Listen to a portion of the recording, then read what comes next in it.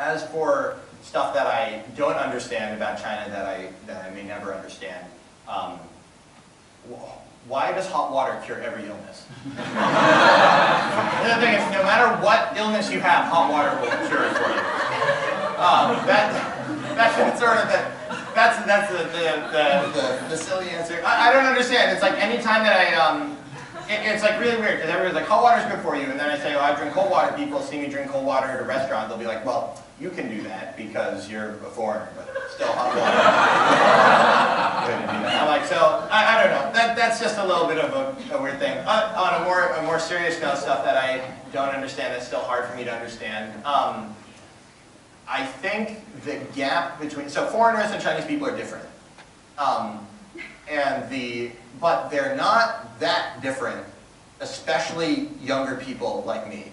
There's the thing that I'm trying to figure out. It's not that I don't understand it, but I understand it, but I think that it's something that I'm always trying to figure out is how for a younger generation, when I've gotten a chance to live in China, and I feel like our lives are so similar. Me and my 20-something Chinese friends wind up talking about things that are very similar to what my 20-something American friends are talking about back when I'm here home.